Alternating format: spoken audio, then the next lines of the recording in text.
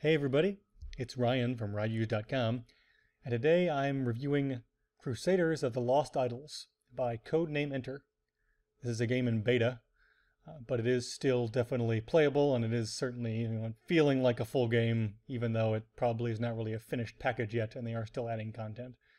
I'm reviewing this on the 2nd of October, so if you're playing the game after that, there's a chance it might have been updated, so who knows if there's new content somewhere around there. I haven't done this in a while, haven't done a video review in quite some time. I'm trying to get back into the swing of things, so here I go. This is an idle game where, as you can see, I have this little group of people on the left here in a little bowling alley formation. They are killing the people on the right, these cute little creatures who are doing nothing other than walk towards them and looking for hugs, presumably. I'm killing them because I am an evil, evil person, and I'm in control of a golden panda, princess, some weird warrior, an owl, a thunder god, Natalie. And basically, each character has their own little perks and their own little stuff they do. Here's the clicker guy. You can take out the formation. That's why my click damage is 11. If I put him in the formation, let me save this formation really fast. If I put him in the formation, you can see my DPS go down, but suddenly my click damage is really, really, really high. Very sizable portions of my DPS. I just don't like clicking very much. So I'll switch back to that. So I'm a lazy kind of idle gamer where I want to let the game do all the work for me. So this does that quite well because there's absolutely no need for clicking after the first few minutes of the game. But yeah, so lots of different characters. Let's see, there's 6, 8, 10, 12, 14, 16, 18, 20. So there's twice as many characters right now as there are that can fit in the formation in this version of the game. And there's actually more that you can unlock, so you can unlock these two Crusaders if you do this special event.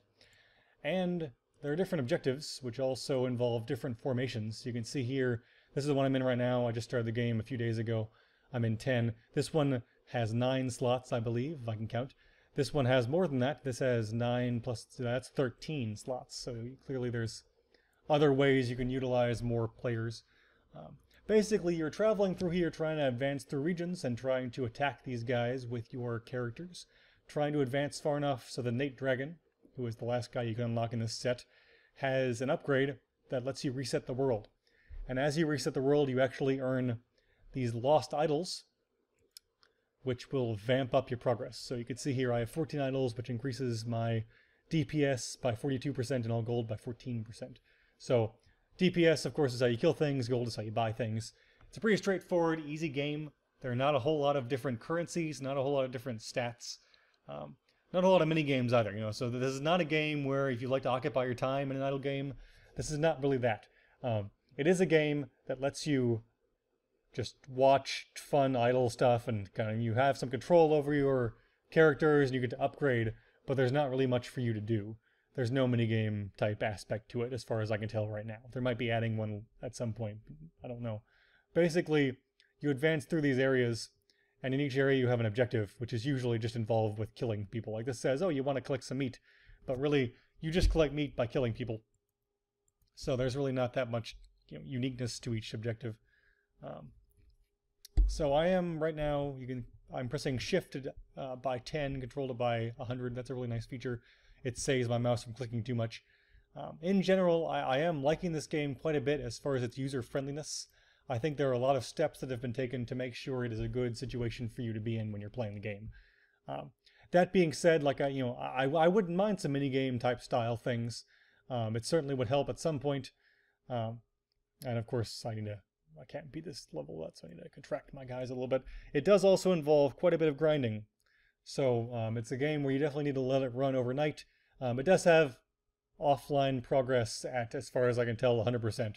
So that's very nice. It means you can shut down the game, not bog down your computer, and then just suddenly let yourself advance while you sleep comfortably in your bed. So that's nice.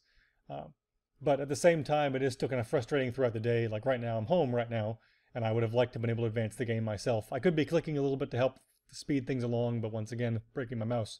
So honestly, I think the grinding is a bit off. I think if they're going to rebalance the game during the beta, I would hope that they kind of pare down some of the difficulty scaling so that you don't have to grind quite as much. But in general, I think it's a very fun idle game. I think it's fun if you enjoy kind of the RPG upgrade aspect of these kind of games.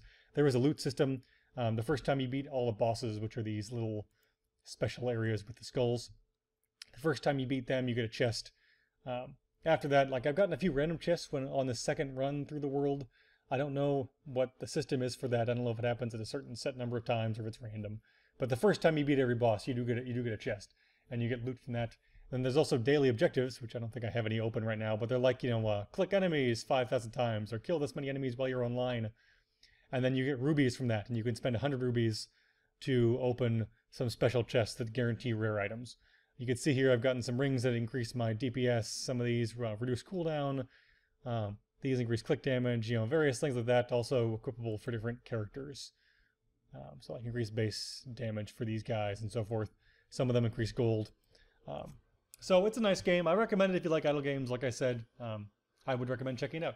So visit www.ryviews.com for more content. You can play this on Congregate. You can probably play it on some other websites too, but that's where I'm playing it. And I hope you enjoy the game. Let me know what you think of it in the comments. Thank you very much. Until next time, Ryviews.com. I'm Ryan.